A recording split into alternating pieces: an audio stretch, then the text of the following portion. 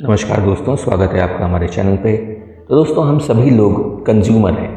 अलग अलग कंपनियों के बनाए अलग अलग प्रोडक्ट्स का हम रोज़मर्रा के जीवन में इस्तेमाल करते हैं, तो हम सभी एक तरह से कंज्यूमर हैं।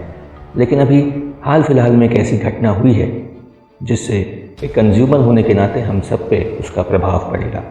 अभी कुछ दिन पहले पश्चिम के कुछ देश और दूसरे उन्नत देश जैसे European union, Japan, Britain, Canada, ये सभी देश WTO के पास गए हैं। WTO यानी वर्ल्ड ट्रेड ऑर्गेनाइजेशन के पास गए हैं।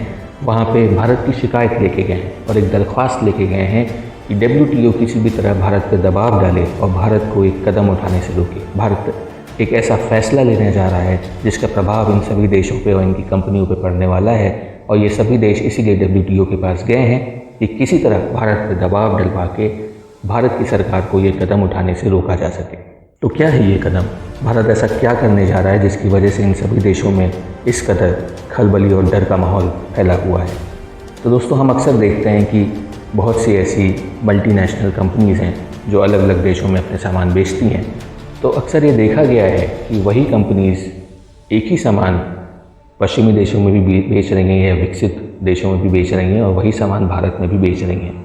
लेकिन जब वो अपना सामान यूरोप में, अमेरिका में, कनाडा में, जापान में बेचती हैं तो वो सामान की क्वालिटी बहुत ही उन्नत होती है। बहुत सारे अच्छे अच्छे फीचर्स होते हैं, क्वालिटी बहुत अच्छी होती है। जो सामान का प्रयोग किया जा रहा है उसे बनाने के लिए वो सामान बहुत अच्छा होता है। लेकिन वही कंपनी जब वही सामान भारत में लेके आती हैं तो बहुत सारी फीचर्स निकाल लेती हैं। जो क्वालिटी यूज़ कर रही हैं सामान को बनाने में, वो क्वालिटी उनकी नीचे चली जाती है। क्योंकि अक्सर ये देखा गया है कि भारत में खुद के ऐसे मल्टीनेशनल ब्रांड्स नहीं हैं जो वो प्रोडक्ट बनाते हैं और उन्हें टक्कर दे सकते हैं। इस वजह से इन कंपनियों का पहले ही भारतीय मार्केट पे प्रभुत्व है। भारत का मार्केट शेयर उन्होंने कैप्चर करके रखा है, और भारत चूँकि इतना बड़ा देश है, इतना बड़ा मार्केट है, तो उनका ये मानना है कि वो यहाँ कुछ भी बेचेंगे वो बिक जाएगा। और इस वजह से वो अपना घटिया क्वालिटी का सामान ला के भारत में बेचते हैं, और हमें एज कंज्यूमर, चूँकि हमारे पास ज़्यादा ऑप्शंस नहीं होते, तो हमें वो सामान खरीदना पड़ता है।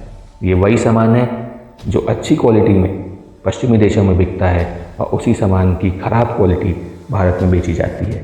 इन कंपनियों को ऐसा करने से रोकने के लिए भारत सरकार एक नया नियम लेके आ रही है जिसे हाई क्वालिटी स्टैंडर्ड्स लॉ कहा जाता है। एक ऐसा कानून भारत सरकार बनाने वाली है जिसकी वजह से वो उन कंपनियों पे दबाव डालेगी कि अगर आप पश्चिमी देशों में अच्छी क्वालिटी का सामान बेचते हैं तो आपको भारत में भी उसी क्वालिटी का सामान बेचना पड़ेगा, उन्हीं फीचर्स के साथ बेचना पड़ेगा। जो सामान आप किसी भी प्रोडक्ट को बनाने में इस्तेमाल कर रहे हैं उसकी क्वालिटी वैसी ही होनी चाहिए जैसे कि आप दूसरे देशों में बेच रहे हैं। भारत में ख़राब क्वालिटी का सामान अगर आप बेचने आएंगे तो हम आपका सामान बिकने नहीं देंगे। भारत ये नियम ना सिर्फ विदेशी कंपनियों पर लागू कर रहा है, बल्कि भारत यही नियम भारतीय कंपनियों पर भी लागू कर रहा है कि कोई भी कंपनी, चाहे वो भारतीय हो या विदेशी, अगर वो सब स्टैंडर्ड प्रोडक्ट, ख़राब क्वालिटी का प्रोडक्ट भारत में बेचने आएगी तो उसे ऐसा नहीं करने दिया जाएगा।